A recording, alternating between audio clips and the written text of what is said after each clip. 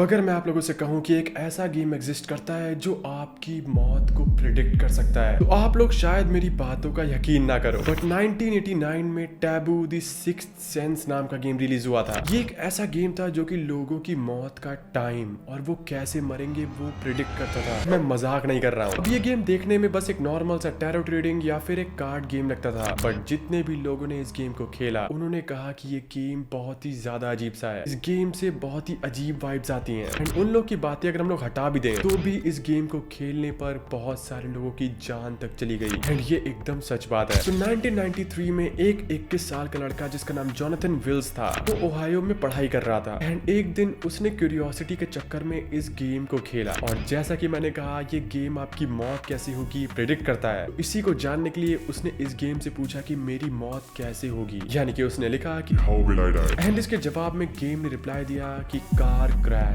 सून, यानी कि उस लड़के की मौत कार क्रैश में होगी और वो भी जल्द ही होगी। एंड बस इतना ही कहना था उस गेम का एंड 3 दिन बाद उस लड़के की एक कार एक्सीडेंट में मौत हो जाती है। उसकी गाड़ी ब्रिज से गिरती है जिसके कारण उसके सर में एक गहरी चोट आती है एंड उसी के कारण उसकी डेथ होती है। एंड सिर्फ यही नहीं, एंजेलिना रीज जो कि 1998 में न्यू जर्सी में रहने वाली एक बूढ़ी औरत थी, उसने जब ये गेम खेला ये जानने के लिए कि उसकी डेथ कब होगी, तो गेम ने उसको भी रिप्लाई दिया जल्द ही। एंड उसी रात उसके घर में रहस्यमय तरीके से आग लग जाती है जिसमें उसकी डेथ हो जाती है। बट गाइस आप लोग को क्या लगता है, क्या ये गेम सही में लोगों का फ्यूचर प्रेडिक्ट करता है या फिर लोगों के अंधविश्वासों ने ही उनकी जान ले ली? अब सैड सेटन एक ऐसा गेम था जो कि 2015 में आया था और ये गेम डीप या डार्क वेब में ही मिल सकता है खेलने को। इस गेम में हमें बहुत ही अजीब से करप्टेड कंप्यूटर स्क्रीन्स दिखाए जाते हैं जिसमें हमें बहुत ही ज्यादा अजीबोगरीब सिंबल्स और चेहरे देखने को मिलते हैं गेम के बीच में। अब देखने में ये गेम तो काफी अजीब सा था, बट जब आप जानोगे कि इस गेम की वजह से क्या हुआ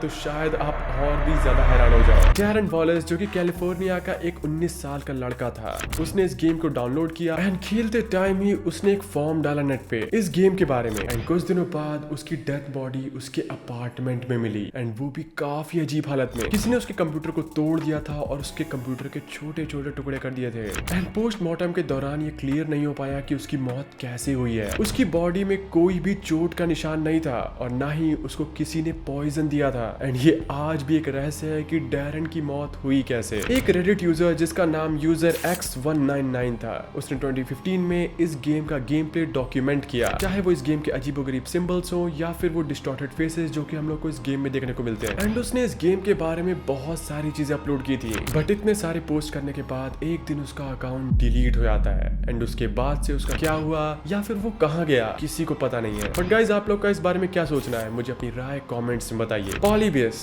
एक ऐसा गेम जो कि काफी ज्यादा मिस्टीरियस था। बेसिकली ये एक आर्केड गेम था जिसमें हम अजीब से चेहरे और फ्लैशेस देखने को मिलते थे, बट ये गेम अजीब इसलिए भी था क्योंकि उस टाइम इस गेम के रिलेटेड बहुत सारे न्यूज वायरल हुए थे। माइकल लोपेज जो कि 12 साल का एक पोर्टलैंड का लड़का था, उसने इस गेम को कई घंटों तक लगातार खेला एंड खेलते ही खेलते वो नीचे गिरा एंड उसकी डेथ हो गई। एंड एक इंसिडेंट तो इससे भी ज्यादा अजीब था, जब एक लड़का टिमोथी जैक्सन जब इस गेम को खेल रहा था तो वो इस गेम से इतना ज्यादा ऑब्सेस्ड हो गया था कि उसने इस गेम में दिखाए गए जितने भी सिंबल्स हैं वो अपनी स्किन पे स्क्रैच करके बनाने लग गया था। एंड इस इंसिडेंट के एक हफ्ते बाद ही वो रहस्यमय तरीके से गायब हो गया बिना किसी ट्रेस के।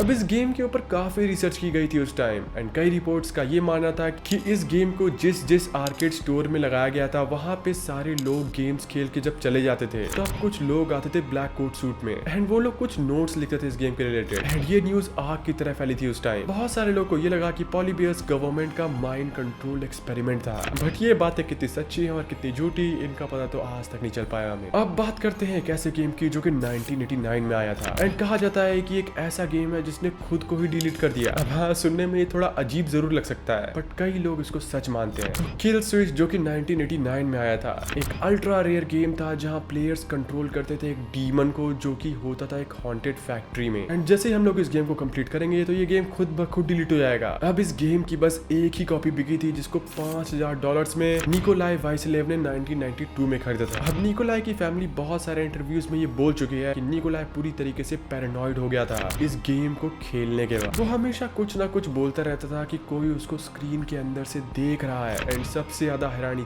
तब हुई जब इस गेम को खरीदने के कुछ ही हफ्तों बाद निकोलाई रहस्यमय तरीके से गायब हो गया एंड जिस दिन वो गायब हुआ उस दिन उसके कंप्यूटर में ये गेम रन हो रहा था। एंड इसी गेम से रिलेटेड एक और केस तब हुआ जब कार्ल मैनॉफ, एक जर्मन गेम कलेक्टर, उसने 1999 में इस गेम को एक बिडिंग में जीत लिया था। एंड जैसे ही उसने इस गेम को खेलने का ट्राई किया तो उसका जो पीसी था वो शट डाउन हो गया। एंड उसी दिन वो अपने अपार्टमेंट में मरा हुआ पाया गया। एंड उसकी आंखों को देख के ऐसा लग रहा था कि मरते टाइम उसने कोई बहुत ही भयानक दृश्य देखा है। एंड उसके मरने के बाद भी उसका जो कंप्यूटर था वो कभी ऑन नहीं कर पाया कोई, एंड ना ही उस कंप्यूटर की फाइल्स को कोई रिस्टोर ही कर पाया। तो गाइस, जितने भी गेम्स के मैंने नाम लिए इस वीडियो में वो सब सच थे। एंड जितनी भी डेथ्स मैंने इन गेम्स के रिलेटेड बताई वो भी सच थी। मैं आपको रिकमेंड नहीं करूंगा कि आप इनमें से कोई भी गेम ट्राई करो या फिर ढूंढो उसे। एंड अगर आप लोग इसका एक और पार्ट चाहते हो तो मुझे कमेंट्स में पार्ट 2 लिख दीजिएगा। मैं मिलूंगा आपसे किसी नेक्स्ट वीडियो में। Till then, good luck.